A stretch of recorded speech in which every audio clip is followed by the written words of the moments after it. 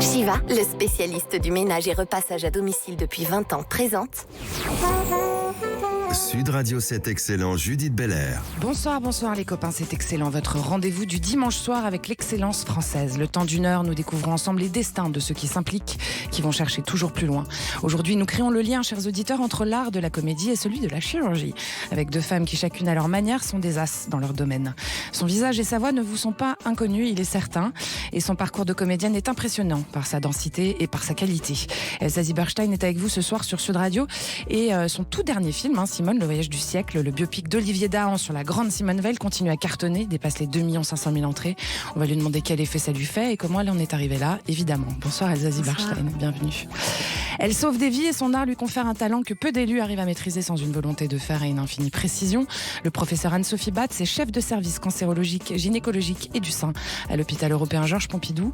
Et son quotidien, c'est de réparer les corps, nos corps. Alors qu'est-ce que ça veut dire tous les jours? Pourquoi ce chemin? Peut-on parler d'excellence en chirurgie? Elle va évidemment répondre à toutes ces questions et on l'espère nous dire un peu d'elle sur Sud Radio. Bonsoir et bienvenue Anne-Sophie Batz. C'est Excellent, bienvenue à vous et vous êtes chez vous évidemment. Elsa Zieberstein, alors avant de vous écouter parler, on vous écoute un petit peu jouer quand même. Je sais que je suis moche. Non, t'es pas moche. Enfin si, je vois bien comment sont les mecs avec moi, hein. Quoi, toi tu vois rien de toute façon. Ça c'est vrai, mais bon. Oh bah tu dis ça, mais moi qu'est-ce que je devrais dire? Les seuls types qui me regardent, c'est les mecs de 40 ans vulgaires qui aiment les grosses. T'es complètement taré. Ouais, de toute façon, on peut faire tout le discours qu'on veut, pour une fillette moche, c'est une interdiction de la nature. Et je vais te dire un truc, si j'étais Brigitte Bardot, peut-être que je serais pas féministe. Mais pourquoi tu ne l'as pas dit? Pourquoi? J'étais là, moi. On était là. On aurait pu t'aider, faire quelque chose. M'aider à quoi? M'aider à quoi? Vous auriez pu faire quoi? Excusez-moi, madame, il y a un monsieur qui voudrait une chambre pour la nuit. C'est un monsieur qu'on connaît? Oui, disons que tout le monde le connaît. Je comprends pas, Jane. Bonsoir. Je suis désolé de vous déranger, vous savez, avec ce brouillard dehors, je ne savais plus du tout où aller. Bonsoir. Mais c'est vous? Bah, j'espère, quand même, oui. C'est vraiment vous? Oui, je crois, oui. Jérôme, c'est pas du tout ce que tu crois. Dis quelque chose, mon amour. Mais c'est qui elle? Oh, c'est une blague. C'est surréaliste. Excusez-moi, je voulais juste vous dire... Ta gueule! Tu fous le camp, toi! Qu'est-ce que c'est? Ah putain, papa. Ah, c'est vous? Je t'en supplie, on leur dit rien. Oh, bah, vous avez des amis. Oui. C'est encore très actuel Elsa Zieberstein. Tellement. C'est terrible quand on entend fou. ça. C'est fou, en fait je me rendais pas compte, enfin c'est en commençant à travailler, je me suis rendu compte que tous les sujets, tous ces combats étaient totalement d'actualité. Et tout ce qu'elle a remué, tout ce qu'elle a crié, elle s'est battue contre les injustices pour se battre pour la dignité des êtres, et tout ce qu'elle a agité, toutes ces indignations sont encore d'actualité, et c'est ça qui est absolument fou. Très très contemporain, ouais. Alors je le disais à l'instant pour les auditeurs, le biopic d'Olivier Dahan, Simone, le voyage du siècle, dont on vient d'entendre un extrait. Vous tenez évidemment le rôle de Simone Veil. C'est un des plus gros succès du box-office français, puisqu'il dépasse, je l'ai dit, les 2 500 000 entrées au cinéma. Bravo, c'est excellent.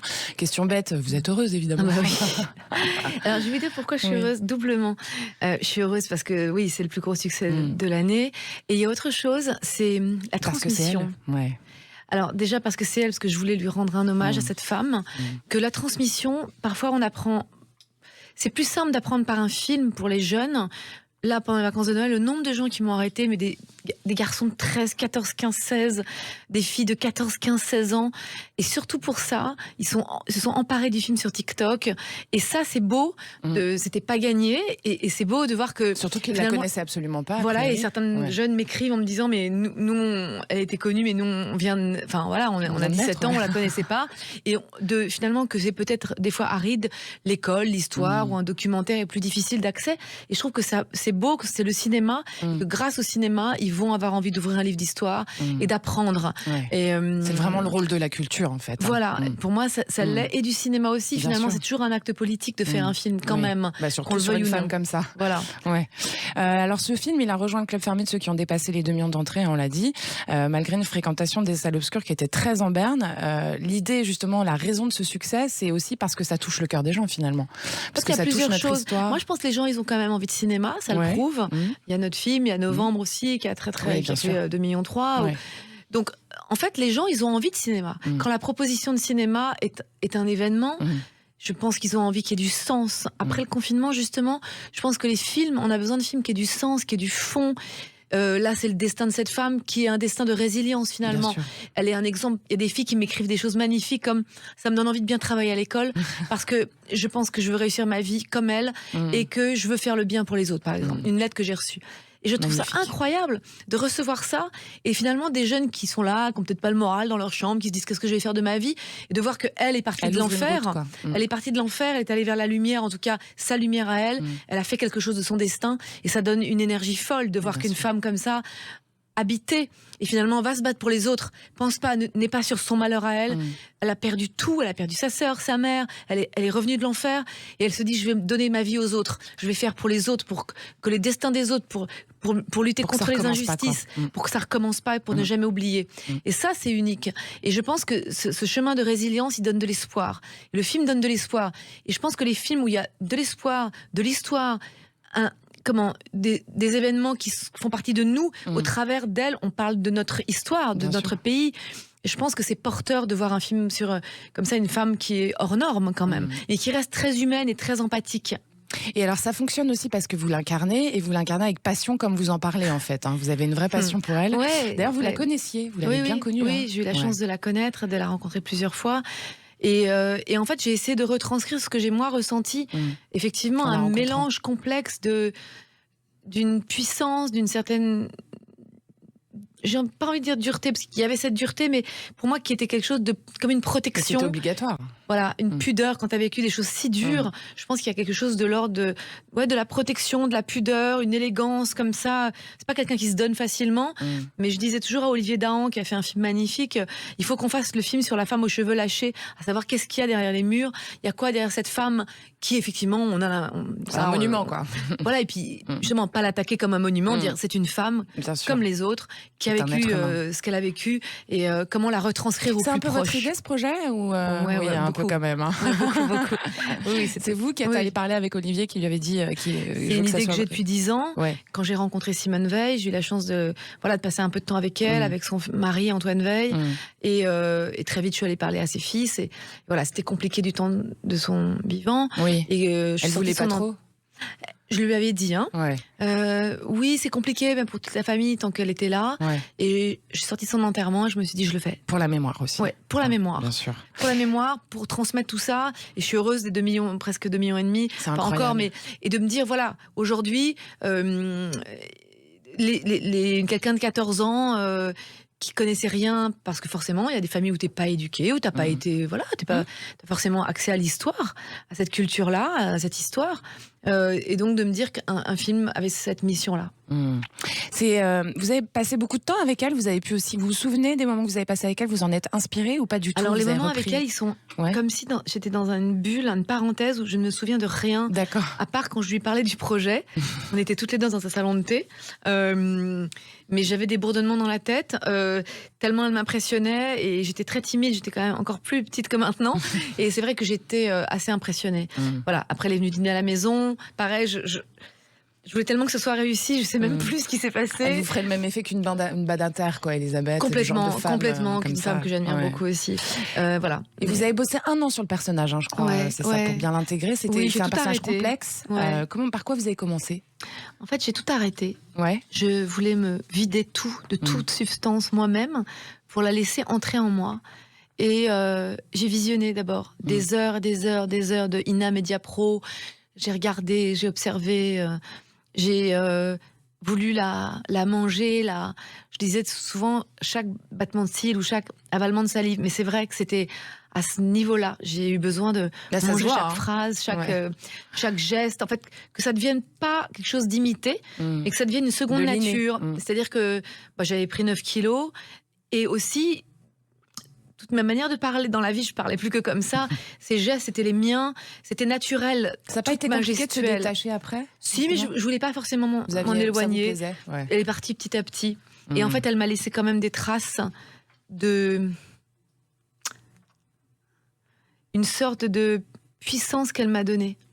Sur la force de la conviction, des désirs, c'était pas une femme politique comme les autres. Elle voulait pas la puissance politique pour la puissance politique. Non. C'était pour faire le bien pour les autres. Ouais. La scène où elle va voir cet homme malade du sida, au départ, on lui dit non, il y aura personne dans la chambre, il sera pas malade. Il y aura personne. Elle dit non, je veux un malade du sida. Ouais. À un moment où quand même c'était compliqué.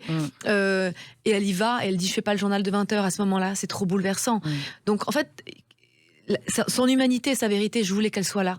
Et que ce soit pas juste l'image qu'on a eue d'elle. C'est l'erreur Bien toujours sûr. quand tu prends un rôle, tu dis ah bah oui, c'était une femme dure. Voilà, tu t'arrêtes à ça. Non, c'est pas ça qui est intéressant. C'est pas du tout il y a ça cette qui est couleur-là, intéressant chez elle, plus toute cette empathie, cette Bien humanité qui ressortait par tous les pans de sa peau. Mais même quand je l'ai rencontrée, elle m'a vue.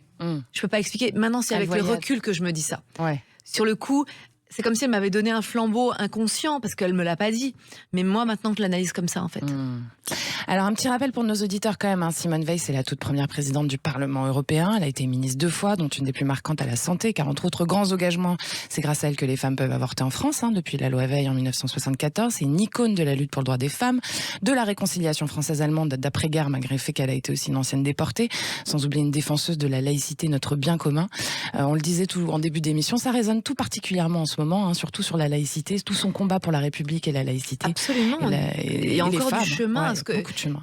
Quand on voit ce qui se passe en Iran avec les femmes, c'est ça, ouais. je me dis, il y a toute une partie du monde qui est encore au Moyen-Âge. Tellement au Moyen-Âge. Donc, elle s'est toujours battue pour. Et pas que pour les femmes, je le dis aussi. Oui, bien sûr. Évidemment, l'avortement qui était cette. Pour l'Europe, pour les malades. Pour la réconciliation, pour se battre. Pour les êtres humains en général, dès qu'il y avait une injustice ou un manque de dignité, pour les prisons aussi en Algérie. Donc, pour les êtres, c'est vraiment une histoire pour de les êtres. C'est quelqu'un qui avait une grande douleur, qu'elle a dépassée en aidant les autres. C'est exactement ça. Pour moi, c'est vraiment ça. Et aussi un truc, quand j'ai rencontré Marceline Loridan ou Ginette Kolinka, qui disait les filles de Birkenau, elles sont restées à Birkenau. Et il y avait toujours cette notion des femmes qui sont sorties des camps, elles sont pas sorties des camps. Bah non, mais c'est sûr. Et quand je suis partie à Auschwitz avec Ginette Kolinka, j'ai compris ça. Et je me suis dit, c'est important que j'ai ça en moi, dans mes yeux. C'était ça tout mon travail, en fait, de me dire à quel endroit je vais réussir à retranscrire toute cette douleur dans ses yeux quand elle retourne à Auschwitz. Toute cette douleur qu'elle a constamment. Finalement, elles sont un peu mortes. Il y a une partie d'elle qui est morte. C'était ça qu'il fallait retranscrire. Alors Simone Veil, on vient de le dire, c'était une femme, une mère, une survivante de la Shoah, une combattante avant d'être une politique. Son biopic rencontre ce succès incroyable. Qu'est-ce que ça dit de notre société selon vous, Elsa Zieberstein? C'est un peu de lumière dans l'ombre quand même. C'est sympa de savoir que c'est elle qui fonctionne, c'est une femme. Je suis contente parce que c'était la personnalité préférée des Français, je crois, pendant 20 ans ou 25 ans. De me dire que encore les jeunes aujourd'hui, ça touche. Et ça touche parce qu'il y a un parcours hors norme avec humilité. Avec quelqu'un qui sait ce qu'elle voulait, mais avec grande humilité, pas l'envie de pouvoir pour le pouvoir, pour briller pour elle-même. Non, une vérité dans son humilité, une vérité dans ses propos, une vérité dans ses quêtes, dans ses batailles, dans ses combats. C'est une vraie combattante, c'est une vraie guerrière. Je pense que c'est un modèle pour les jeunes filles aujourd'hui de 14, 15, 16 et plus. Et pour toutes les femmes, j'ai des femmes qui m'envoient des photos d'elles à 3 générations, la grand-mère, la maman, la jeune fille. Donc ça, c'est beau de recevoir ça. Ça dit qu'il y a encore des combats qui sont pas du tout, qui sont toujours d'actualité, que finalement l'histoire se répète. Regardez ce qui se passe en Italie, il y a en Espagne ou en Pologne sur l'avortement, ou aux États-Unis. Cet été, quand le film sortait le 12 octobre, je me dis c'est fou ce qui se passe. Les retours en arrière dans plusieurs États américains, de se dire mon Dieu, c'est en train d'arriver. Et heureusement qu'il y a eu des femmes comme ça qui ont existé pour pas qu'on oublie. Voilà, exactement. C'est très important cette droit-là. Merci Elsa Zieberstein. Dans cet excellent ce soir avec vous, l'excellente comédienne, Elsa Zieberstein, accompagnée de la non moins excellente chef de service cancérologique, gynécologique et du sein à l'hôpital européen Georges Pompidou à Paris, Anne-Sophie Batz, qui vous arrive dans un instant. Restez avec nous, on est là. Shiva, le spécialiste du ménage et repassage à domicile depuis 20 ans, présente Sud Radio 7 Excellent, Judith Belair. Vous êtes bien sur Sud Radio et nous aussi avec vous, chers auditeurs. C'est excellent avec 2 femmes d'exception, la comédienne Elsa Zieberstein et la chef de service cancérologique, gynécologique et du sein à l'hôpital européen Georges Pompidou, Anne-Sophie Batz. Anne-Sophie Batz, bonsoir. Bienvenue, approchez-vous du micro. Alors, Anne-Sophie Batz, déjà, vous nous sortez du bloc, là, si j'ai bien compris. Vous avez passé la journée, voilà. Non, la journée entre consultation et bloc opératoire. D'accord. Vous avez fait combien de temps au bloc opératoire aujourd'hui ? 3 heures. 3 heures, pas très long. C'est pas énorme. Dans quel état d'esprit on sort dans quel état d'esprit on est quand on est au bloc et quand on en sort, justement, ça m'intéresse. Quand vous y êtes, vous êtes dans une concentration totale, on imagine ?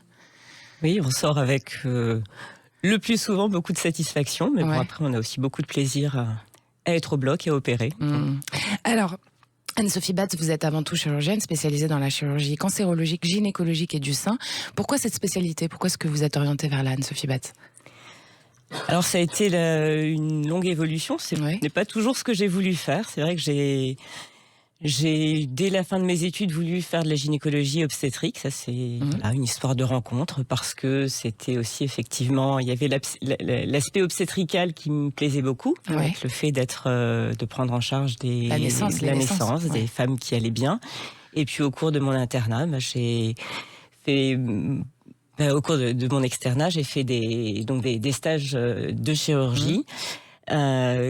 Qui m'ont aussi donné goût à la chirurgie. Et puis, c'est au cours de mon internat, en choisissant la gynécologie obstétrique, que je suis passée donc de plus en plus dans des services de chirurgie. Et ce goût m'est venu. Donc, dans l'idée aussi, ce goût de sauver des vies, en fait, c'est ça? Ça part de là ou c'est part de quoi? C'est aimer aussi, parce qu'on dit souvent que les chirurgiens, ils aiment bien couper et découper. Ils aiment bien, il y a un truc comme ça aussi. Alors, aimer pour le métier, quoi. Aimer sauver des vies, oui, mais je pense que c'est pas propre aux chirurgiens. Je pense que quand on choisit la chirurgie, c'est qu'effectivement on aime l'aspect technique et manuel de la spécialité. Je crois que la gynécologie obstétrique avait cet avantage d'être une spécialité médico-chirurgicale, et c'est ce qui me plaisait, de pouvoir faire à la fois de la médecine et de la chirurgie. Et puis après, oui, la cancérologie, c'est effectivement sauver des vies. Oui, je pense qu'en tant que chirurgien, c'est très gratifiant, parce que quand on opère les patients, c'est qu'effectivement ils vont bien ou ils vont aller bien. Donc oui, c'est effectivement. Et quand ça se passe mal, comment vous le prenez? Toujours très mal, nous aussi. Vous arrivez à vous en détacher ou pas du tout, en fait? Je pense qu'on est toujours quand même très impliqué dans ce qu'on fait, dans les complications qu'on peut avoir. Donc c'est toujours difficile. Je crois que de toute manière, en médecine, on est quand même très proche des patients par notre métier. Et c'est vrai que c'est compliqué. C'est très compliqué. Oui. Alors, est-ce que c'est forcément un métier de passion, la chirurgie? Oui, vous y avez répondu avant, quoi. C'est une passion pour vous? Je dirais la médecine. La médecine en général? La médecine, et je crois que ça le sera encore plus quand on voit l'évolution du monde de la santé. Je pense que ne feront médecine que des gens vraiment qui en auront la vocation, et je pense que c'est vraiment essentiel. Et la chirurgie... un peu plus, mais je pense pas plus qu'un médecin. D'accord. Et vous dirigez, on l'a dit, le service cancérologique, gynécologique de l'hôpital. C'est quand même un gros hôpital, c'est un beau service.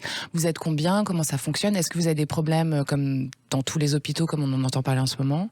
Comment ça se passe? Oui, on a exactement les mêmes problèmes que tout le monde. Alors au niveau médical, non. On a une équipe qui est forte et complète, mais on a connu depuis 2019 et même avant la Covid, on avait déjà des difficultés en hospitalisation avec un manque de personnel paramédical, un problème de lit, et puis au bloc opératoire. Et on n'a toujours pas réouvert toutes les salles opératoires d'avant 2019. Ah d'accord, donc c'est pas si simple, quoi. Est-ce que les opérations que vous réalisez en général, c'est particulièrement complexe, votre secteur, justement? Est-ce que c'est plus complexe que d'autres?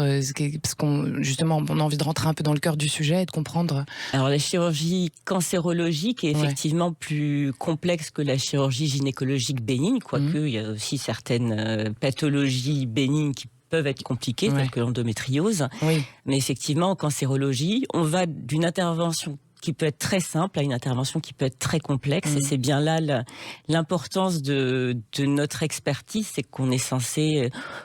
On découvre parfois en cours d'intervention que les gestes vont être compliqués, donc il nous faut avoir toutes les compétences pour pouvoir prendre en charge au mieux les patients. Vous utilisez la chirurgie robotique, Anne-Sophie Batz? Oui, tout à fait. Donc ça fait partie aussi de ce dont on dispose donc en cancérologie actuellement, essentiellement pour la prise en charge des cancers de l'endomètre.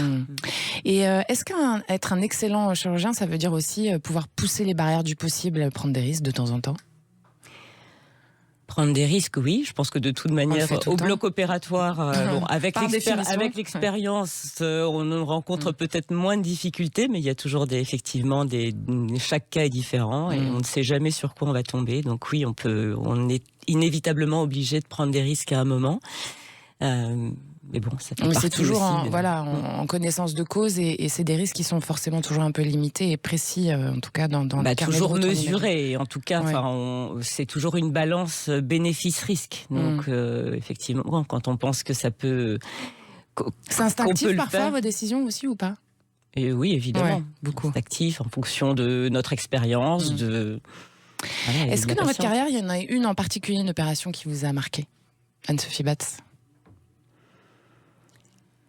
Moi, je pense que c'est probablement une chirurgie d'un cancer de l'ovaire, oui, pour lequel on avait dû rester au bloc plus de 10 ou 12 heures. C'est ça votre plus longtemps debout au bloc? Ouais. Faites comment pour tenir d'ailleurs? Bon, quand on reste 12 aussi heures, longtemps au c'est- bloc, raisonnablement, à l'époque, je le faisais pas parce Ouais. que j'étais encore jeune et donc on nous autorisait pas à sortir. Mais je pense que c'est pas raisonnable de rester 12 heures au bloc opératoire sans faire des pauses. On a toujours des moments où on peut s'arrêter 10 minutes, un quart d'heure. Elsa Zieberstein, Anne-Sophie Batz, elle répare les corps. Quand la culture, dans son essence, incluant le cinéma évidemment, c'est tout comme le théâtre et puis tout comme les autres choses de la culture, ça répare les âmes en fait. C'est un lien commun essentiel. Si on se réfère à la fameuse nourriture du corps et de l'esprit, qu'est-ce que vous en pensez justement? Ah, je suis d'accord. Ouais. J'ai toujours pensé que la beauté pouvait sauver le monde et les êtres. Je me dis, quand je reçois là toutes les lettres que je reçois, si ça donne l'espoir à une personne, 10 personnes, 100 000 personnes, je me dis c'est beaucoup. Ça peut réparer. Moi, je demande que ça en fait au cinéma ou à la littérature. Quand je sors du cinéma, je me dis toujours, je veux pas être la même. Je veux être sur le trottoir ou aller après. Je veux pas sortir la même. Je me souviens quand j'ai vu La Route de Madison, j'étais sortie. Magnifique film. Je me suis dit, je suis avec les personnages ou Breaking the Waves ou des films. Voilà, t'as pas envie d'être la même. Et je trouve que ça peut réparer. C'est un questionnement intime. Ça répond à certaines questions ou à un grand livre ou la littérature ou le pouvoir du cinéma de s'identifier et de rêver et de donner des réponses à tes questions intimes. Ah non, c'est ce pouvoir-là, heureusement. Bien sûr on essaye en tout cas, c'est pas volontaire quand tu fais, mais enfin, voilà, c'est se projeter. Pour réparer les clientes, Anne-Sophie Batz, il faut aussi que leur esprit soit en relation, en bonne condition, en tout cas avec leur corps. C'est très important. J'imagine que vous parlez beaucoup avec elles aussi, etc.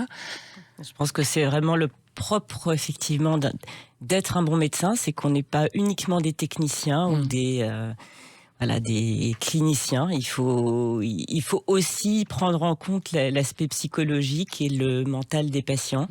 Et je pense que ce qu'on leur apporte, c'est non seulement nos compétences médicales ou chirurgicales, mais c'est aussi un accompagnement, l'empathie qu'on peut avoir, l'écoute.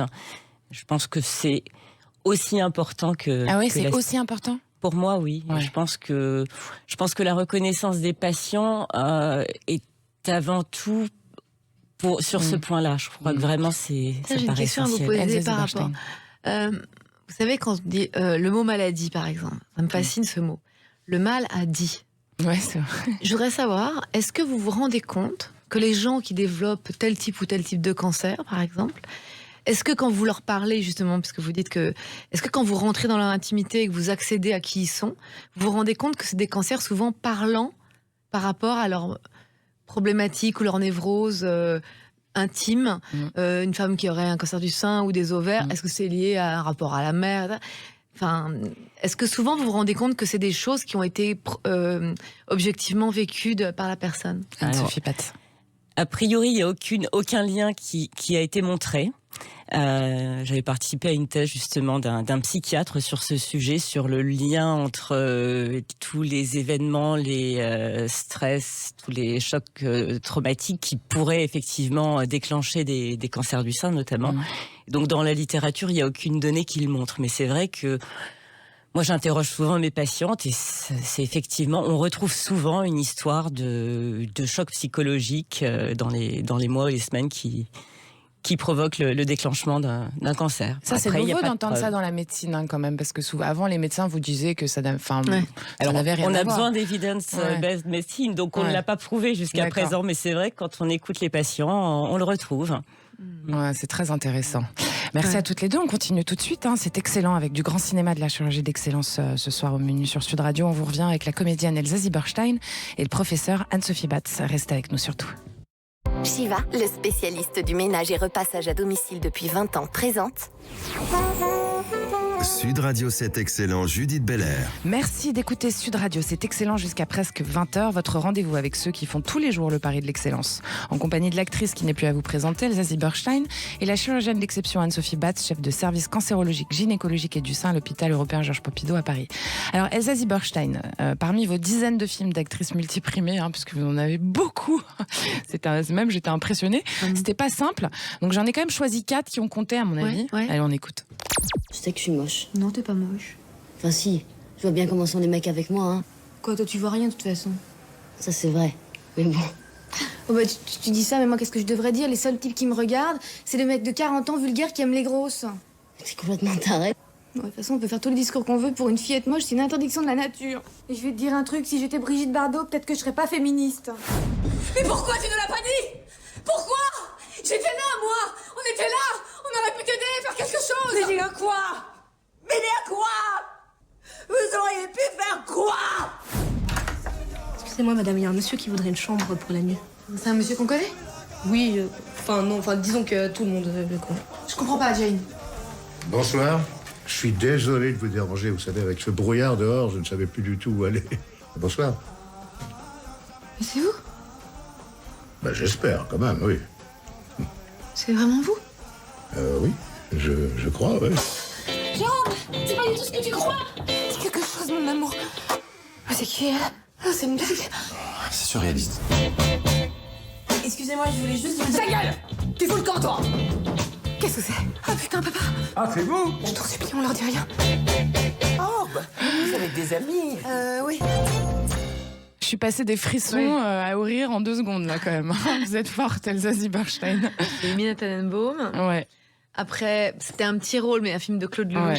J'avais une scène avec Johnny. Ouais. Qui était hyper drôle. Ouais, qui était une très bonne scène. Il y a aussi Il y a longtemps que je t'aime, de Philippe Claudel. Je l'ai pas reconnu. Il y a longtemps que je t'aime avec Christine Scott Thomas, film de Philippe Claudel. Scène très impressionnante avec elle. Vous êtes, vous incarnez l'hystérie, quoi, avec incroyablement. 2 sœurs, une qui sort de tôle et sa petite sœur que je jouais, qui la récupère. Et il y a de la comédie, il y a Tous nos souris qui a hurlé de rire, c'est un joyeux bordel. Ouais, il est bien, très le film drôle. de Mélissa Drijard. Ouais, absolument. Alors, dans Mina Tannenbaum de Martine Dugauvezon, vous jouez avec Roman Boringer, vous jouez Ethel Benegui, rôle qui vous a fait obtenir le prix Romy Schneider, et puis déjà une 3e nomination aux Oscars. Au César, pardon. Je perds mes mots. Elsa Zieberstein, pour ma part, c'est ce film qui m'a fait vous découvrir. Du haut de mes 14 ans, je me souviens que je m'étais totalement projetée dans cette superbe amitié et dramatique aussi, histoire d'amitié de femmes. Il y avait une justesse de l'interprétation aussi. Comment vous choisissez ces films et pourquoi celui-là? Pourquoi elle? Pourquoi Mina? Honnêtement, j'avais fait Van Gogh de Piala. Ouais, c'est ça. Le film était un bijou, plus que ça. Magnifique. Van Gogh, c'est un grand film. Après, je fais un film de Christian Vincent. Et puis après, Martine Dugauvezon me choisit pour jouer dans Mina. Je veux dire, c'est un des plus beaux scénarios que j'ai vu. C'est magnifique. L'histoire de 2 amis. Ça touche toutes les générations. Ça et aussi, on avait 21 ans avec Roman, et sincèrement, ça m'a parlé tellement. Cette histoire d'amitié, de trahison, de filles qui savent pas encore ce qu'elles veulent faire de leur vie, qui sont en train de se cherchent, avec un passé. Le rôle était dément. C'était déjà, j'ai eu la chance, en fait, de pas jouer les jeunes premières, basiques. C'était déjà un rôle très complexe. Ethel, c'était un rôle fort avec beaucoup de couleurs. Ce que j'aime faire, j'aime quand il y a beaucoup de matière. Vous disiez de Simone Veil d'ailleurs que c'était une femme aux 1000 couleurs. Vous avez dit ça. Mais j'aime bien quand les personnages, ce que je vais jouer, il y a plein de facettes, comme dans la vie, parce que on n'est pas une chose. Non, c'est sûr. On est 1000 choses. Enfin, on est en tout cas beaucoup de choses. On est très complexe. Et j'aime bien quand il y a ça, les paradoxes ou les ambiguïtés des personnages au cinéma. Et c'est le plaisir en fait que ça vous provoque qui vous donne la justesse aussi, peut-être, Elsa Zieberstein, non? Parce que vous êtes juste quand même dans vos rôles. Il y a, la base, on imagine. Non, parce qu'il y a des acteurs qu'on n'oublie pas en fait. Vous voyez ce que je veux dire? Il y a des acteurs qui sont des acteurs tellement eux que du coup on a du mal à se projeter dans les personnages. Qui est pas du tout votre cas. J'aime m'oublier. Moi j'aime me perdre. J'aime qu'on m'oublie complètement. Ça marche. J'aime me mettre au service de quelque chose. J'aime me faire le vide en moi pour donner tout ce que j'ai pour créer un personnage. Bien sûr. Alors justement, vous en avez parlé, hein, on n'avait pas l'extrait là, mais c'est Maurice Pialat qui vous ouvre la route, hein, quand même, dans son film Van Gogh, en vous faisant passer, à l'époque, vous étiez simple silhouette au rôle de la prostituée, pour lequel film pour lequel vous gagnez le prix Michel Simon en 92 et la première de vos nominations, hein, au César et non aux Oscars. Elsa Zieberstein, comme disait Éluard, il n'y a pas de hasard, il n'y a que des rendez-vous. Hein, c'est ça. Ce film, c'est pareil, c'est un rendez-vous. Je suis d'accord, tout dans la vie, c'est hyper bizarre. C'est pas l'expliquer autrement. Oui, j'étais silhouette, j'avais 5 jours de tournage et j'ai décidé d'aller sur le tournage, toute contente, mon Dieu, j'avais 19 ans, voilà. Et puis, très vite, le deuxième jour, on me dit, la fille qui joue la prostituée, il l'a renvoyée, il va prendre quelqu'un d'autre. Là, je me dis, ça va être moi. Ah ouais ? J'étais sûre. D'accord. Ouais. C'était évident. Il a pris 4 filles dans l'herbe, là, il a donné un texte, il a dit... N'apprenez pas, c'est comme ça qu'on devient mauvais. Je lui ai dit non, j'apprends pas, je regarde juste la première phrase. Et la première phrase, c'est intéressant, c'était le monde est petit, quand ils m'ont parlé de toi, je me suis dit c'est lui. Et il m'a dit c'est bon, t'as le rôle, va t'habiller. Avec une phrase. Une phrase. Incroyable. Et on m'a mis une robe rouge, et je suis revenue devant la caméra, il m'a poussé, il m'a dit va dire ça à Jacques Dutronc. Je suis allée et il m'a dit pas comme ça, on dirait une écolière. Moi je connaissais rien de la vie, je jouais de la prostituée. Et voilà, et puis le film est allé à Cannes et j'ai eu ma première nomination au César. Mais quelle histoire. C'est vrai que ce film c'est un grand film. Ouais, la rencontre avec Pialat est hyper primordiale dans ma vie d'actrice, évidemment. Vous aussi, Anne-Sophie Batz, j'imagine que dans votre vie, vous avez eu des rencontres comme ça, avec des mentors, en fait, hein, qui sont, on peut dire ça, que c'est un mentor. Ah ouais, vraiment, vraiment. Avec des mentors qui vous ont complètement pris de court, en fait, sur le chemin que vous étiez donné. C'est un peu ce que vous disiez au départ aussi. Tout à fait. Je pense que c'est effectivement des rencontres qui m'ont fait choisir la gynécologie obstétrique et puis aussi d'autres rencontres, la chirurgie, qui m'ont amené effectivement là où je suis. aussi.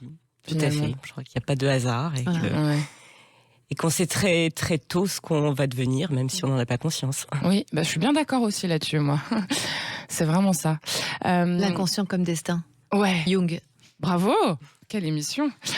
Elsa Zieberstein, on a entendu aussi sur Sud Radio, donc on en parlait là il y a longtemps, que je t'aime, hein, de Philippe Claudel, 2009, qui est sorti en 2009, qui vous a donné le César de la meilleure actrice dans un second rôle. Donc cette scène entre deux sœurs, Léa et Juliette, avec Christine Scott Thomas, c'est une scène qui m'a impressionnée, parce que vous montez à un niveau d'hystérie qui est impressionnant, mais encore une fois, il n'y a pas un moment où c'est complètement faux. Comment vous avez fait pour cette scène toutes les deux? Vous avez beaucoup travaillé, ou c'est de l'impro? C'est comment ça se passe? Non, rien à voir. Du tout. Ouais.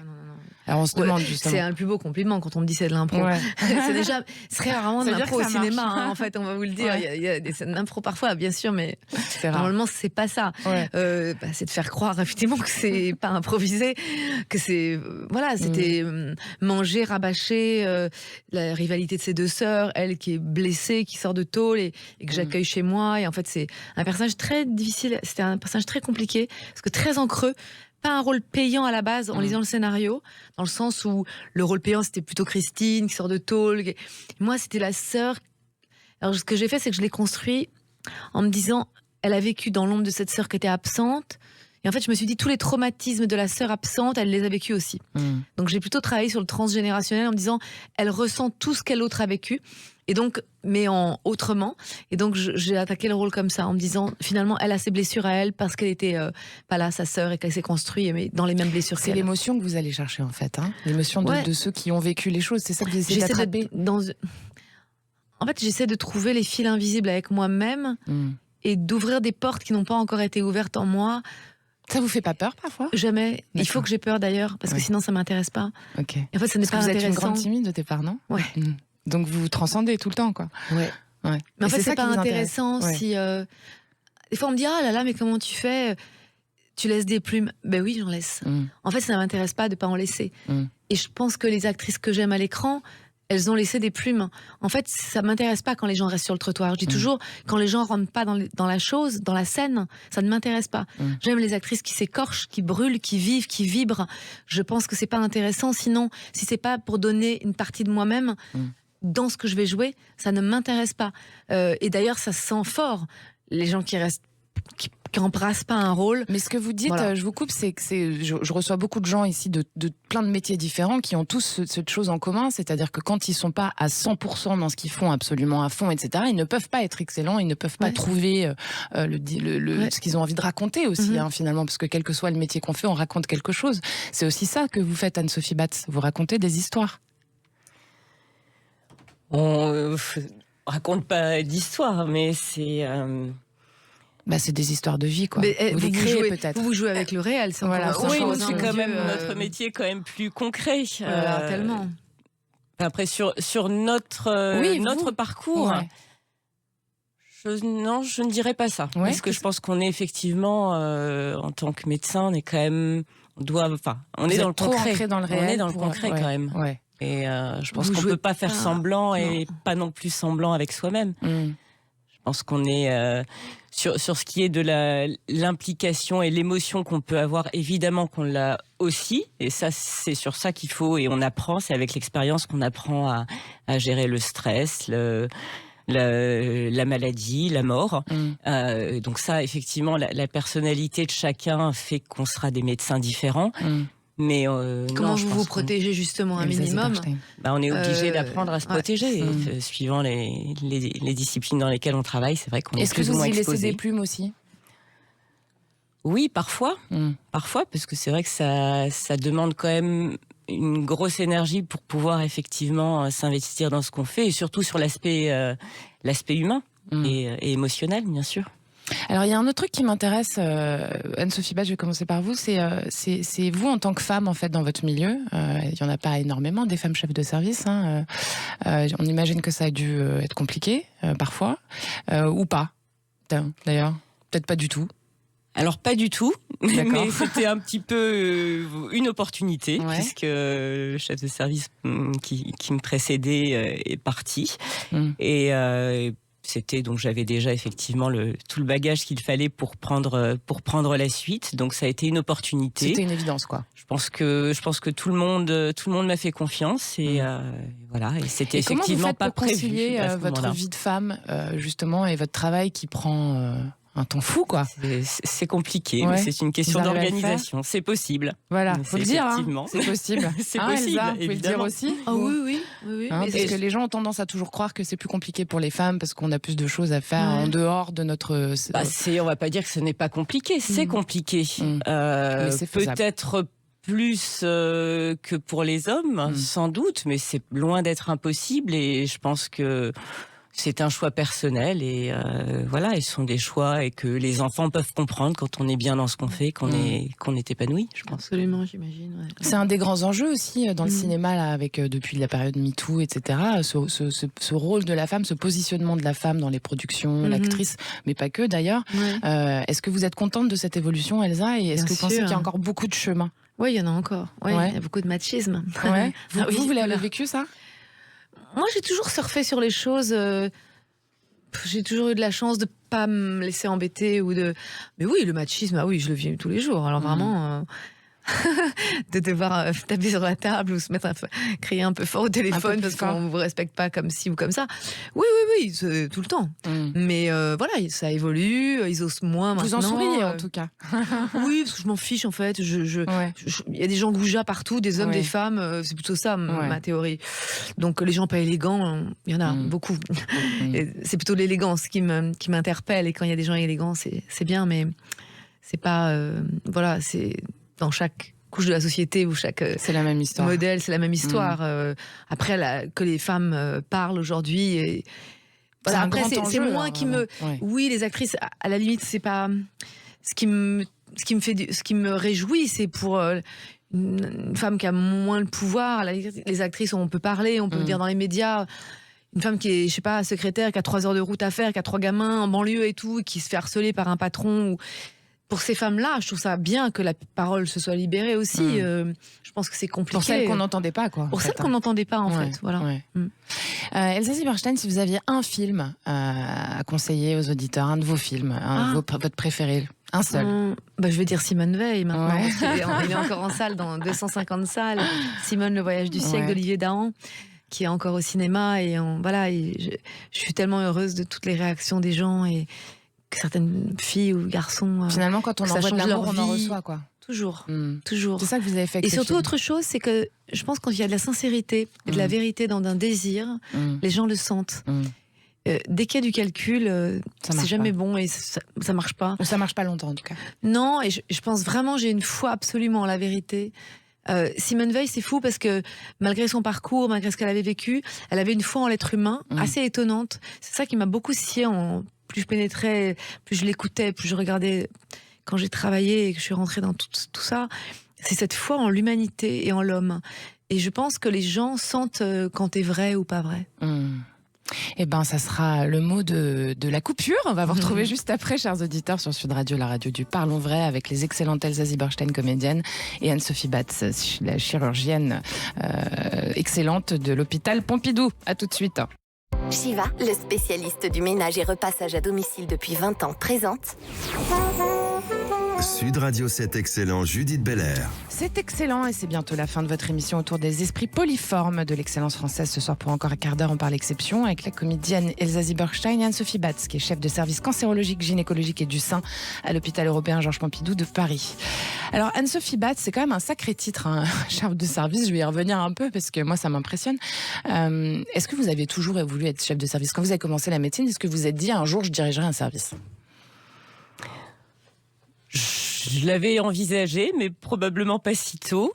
Le fait d'être professeur, ça, je pense que ça faisait partie de mes ambitions très tôt, puisque dès le début de mon internat, effectivement, même si je savais que je m'orientais vers une carrière assez difficile, c'était pour moi un objectif. Après la chefferie de service, c'est effectivement là plus, comme je vous le disais, une question d'opportunité. Effectivement, c'est au niveau du service l'aboutissement d'une carrière, donc je l'envisageais, mais un petit peu plus tard, quand j'aurais été un petit peu plus âgée et des enfants un peu plus vieux. Ils sont jeunes, vos enfants? Encore un petit peu jeunes. Ouais. Et du coup, ils ont un peu de mal à comprendre ou non? Vous l'avez dit tout à l'heure. Ils comprennent parfaitement. Ouais, je pense qu'ils en sont très fiers. Est-ce que vous auriez des messages clés? Vous avez quelques messages à donner à des femmes qui voudraient suivre votre chemin, qui sont peut-être déjà en externat ou qui se posent la question des études? Si quelqu'un qui veut se lancer dans la médecine, qu'est-ce que vous lui dites aujourd'hui? D'abord, sur l'aspect médical et clinique, je pense qu'il faut vraiment que ce soit une vocation. Je pense que les conditions d'exercice de la médecine deviennent tellement difficiles qu'effectivement, ça me paraît indispensable d'être extrêmement motivé. Je crois qu'il faut aimer les autres, il faut aimer la personne humaine, parce que ça fait partie vraiment pour moi d'une qualité essentielle pour être un bon médecin. Et puis après, pour ce qui est de la carrière hospitalo-universitaire, donc c'est effectivement, tout le monde ne la suit pas. C'est une carrière qui nous permet, en plus du soin, de faire de la recherche, de faire de l'enseignement. Donc ces trois facettes de notre exercice sont très belles. Après, c'est effectivement chronophage et voilà, c'est un investissement. Donc, faut savoir qu'on n'aura pas beaucoup de temps pour soi, quoi, déjà aussi. Voilà, et c'est effectivement un choix assez ambitieux, mais qui est malgré tout merveilleux. merveilleux. On ne sait pas ce qu'on ferait sans vous. Hein. Mais c'est une question pour toutes les deux. Tiens, est-ce qu'il faut absolument croire en soi pour réussir finalement? Parce que vous parlez que c'est une vocation, mais il y a aussi la personne qui prend le chemin. Anne-Sophie Batz? Évidemment. Ouais. Oui, c'est la base. C'est la base. Oui, c'est la base. Ouais. Il y a des moments où on doute un peu, Elsa Zieberstein, quand même. Alors, je vais vous dire un truc fou, mais j'ai jamais douté de ne pas le faire. Ah, c'est génial. Jamais. Ouais. Vous avez toujours eu la certitude absolue de ce que vous décidiez, de la route que vous preniez, etc. Après, je savais pas comment ça allait se faire. Oui, bien sûr. Mais quand à 17 ans et demi, j'ai dit je veux être actrice, en étant très timide, quand mon père m'a demandé, j'ai dit je veux être actrice, je n'avais pas de doute de ne pas le faire. Après, je ne sais pas. Après, je doute quand je travaille, tout le temps. C'est basé que sur le doute. À la fin d'une prise, à la fin d'une scène, mon Dieu, je me pose 1000 questions. Ça permet tu cherches le miracle tous les jours. Tu cherches le miracle quand tu tournes des scènes de cinéma. Quand il y a le miracle, il y a le miracle. Tu sais qu'il est là. Mais il n'y a pas toujours le miracle. Mais en tout cas, tu tends vers ce miracle. Mais le doute, l'évidence, c'est d'être persuadé que c'est ta vie. Tout de suite, je l'ai eu. Tout de suite. Oui. Très jeune. Quand je suis rentrée, j'ai eu le bac. Après, je suis allée au cours Florent une après-midi. Parce que vous avez testé la danse classique avant et tout? Non, la danse, je l'ai fait depuis que j'ai 11 ans, de toute façon. J'ai fait toujours de la danse. Okay. J'ai pas voulu rentrer à l'opéra. C'était pas une vocation, ça. Voilà. Non, mais j'adorais ça. Hein. Ça a été un peu une vocation parce que j'étais très douée en danse. Ma prof voulait que j'aille à l'opéra et tout. Et j'ai pas voulu, mais je voulais pas quitter mes parents, donc je voulais pas aller faire de la danse. Mais j'ai toujours la danse m'aide énormément pour tout. Mais quand mon père m'a demandé ce que je voudrais faire, j'ai dit actrice.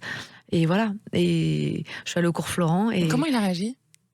Mon père, il est physicien, donc il est très, très, je crois ce que je vois, très, très, voilà, c'est un juif ashkénaze, votre papa voilà, aussi. un juif ashkénaze. Donc c'est d'autant plus important, cette histoire de Simone Veil. Excusez-moi, je suis obligée de rebondir là-dessus. Il y a une histoire de transmission de fille à père, là, pour le coup. C'est vrai. Oh là là, il a vu 7 fois le film, dans un état, Il pleure à chaque fois? Ouais. Et moi aussi, j'ai pleuré, hein. Vraiment. Ça marche. Du coup, j'ai aussi fait ça pour ma grand-mère, hein, peut-être. Pour cette transmission, pour mon père, qui était un enfant caché, en effet. Mais non, papa, non, il a été génial. Mais par contre, je suis rentrée au cours de théâtre comme si je rentrais à Harvard, quoi. Il n'était pas question que je traîne au café, quoi. Donc j'ai pris ça très sérieusement, très vite. Moi, c'est pour ça que vous avez réussi, a priori. Et vous, Anne-Sophie Batt, vous venez d'une famille de médecins aussi? Oui, tout à fait. Mes 2 parents étaient médecins. Qu'est-ce qu'ils faisaient comme spécialité? Donc, mon père était généraliste. Et ma mère, pour expliquer un peu mon parcours, donc n'avait pas terminé, il lui restait sa thèse à passer lorsque je suis née. Et elle s'est arrêtée de travailler à ce moment-là. Et quand moi j'ai commencé, donc elle avait toute la formation médicale, il ne manquait que la thèse. Et quand moi j'ai commencé mes études de médecine, je lui ai dit, écoute, moi je passe ma première année, donc c'était une année de concours. Je lui ai dit, passe ta thèse et remets-toi à travailler. Et donc on a passé, elle l'a fait, alors qu'elle avait 40 ans à l'époque. C'est génial. Et donc elle a passé sa thèse et elle a, bon, comme elle n'avait pas exercé pendant longtemps, elle n'a pas voulu pratiquer la médecine générale et donc elle s'est formée pour faire des examens aérodynamiques et donc voilà. Et elle travaille toujours là à plus de 70 ans. C'est une histoire de famille, quoi, comme on dit dans la chanson. Oui, je pense que c'est important en médecine, parce qu'il y a souvent, effectivement, on retrouve souvent des médecins dans la famille. Après, j'ai une sœur qui, pour rien au monde, n'aurait fait médecine. Qu'est-ce qu'elle fait, votre sœur, Anne-Sophie Batt? Elle a fait une école de commerce. D'accord, donc un autre chemin. Donc comme quoi, les enfants. Est-ce que vous croyez au facteur chance dans votre chemin? Opportunité plus que chance, mais je pense que la chance, on la provoque aussi. Vous êtes d'accord avec ça, Agnès Bernstein? Oui, évidemment. Comme si la chance, après c'est des signes, quand on veut quelque chose, c'est provoquer un peu le destin parfois. On s'en donne les moyens. Voilà, on s'en donne les moyens et la chance, elle est là au coin de ta rue. On peut y arriver, en tout cas. Est-ce que vous pensez que on peut le dire concrètement, ça, pour les auditeurs, par exemple, là, à tel moment, j'ai su qu'il fallait que j'aille là parce que j'ai provoqué cette chance-là. Vous avez un exemple? Moi, je suis très comme ça, sur le film de Piala. C'est ça. Vraiment, c'était ça. Enfin, je suis allée 5 jours en me disant je suis silhouette. Certitude absolue, quoi. Certitude. Je savais qu'il fallait que je rencontre cet homme. Après, c'est parce que je suis très, très, très intuitive, mais on est tous intuitifs. Faut juste écouter la petite voix interne et savoir, parfois, plein de fois dans la vie, tout le temps, je me dis, il faut que j'aille là. Je sais que c'est important pour moi à ce moment-là. Va savoir, c'est mon intuition. Après, on est guidé par... Après, c'est les envies, les désirs très forts. Il faut être habité par ce qu'on veut faire, bien sûr. C'est quelque chose de... C'est des vocations, donc c'est la passion qui te guide. Vous aussi, c'était une certitude absolue. Enfin, vous avez des certitudes comme ça sur les chemins que vous prenez, Anne-Sophie Batt? Dites là, faut que j'y aille là aujourd'hui, ou tiens, c'est cette spécialité-là pour vous quand même, parce que c'est pas lié à... Non, c'est pas, en tout cas, dans mon cursus, oui, j'avais des certitudes sur la médecine, sur là où je voulais aller.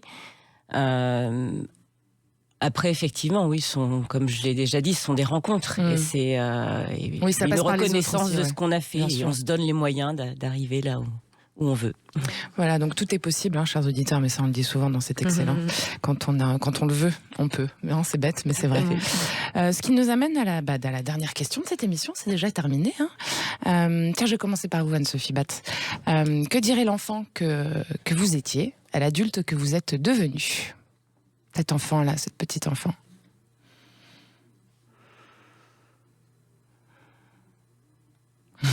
Silence à la radio. Je crois que l'enfant serait fier de ce que j'ai fait, parce que je pense que très tôt,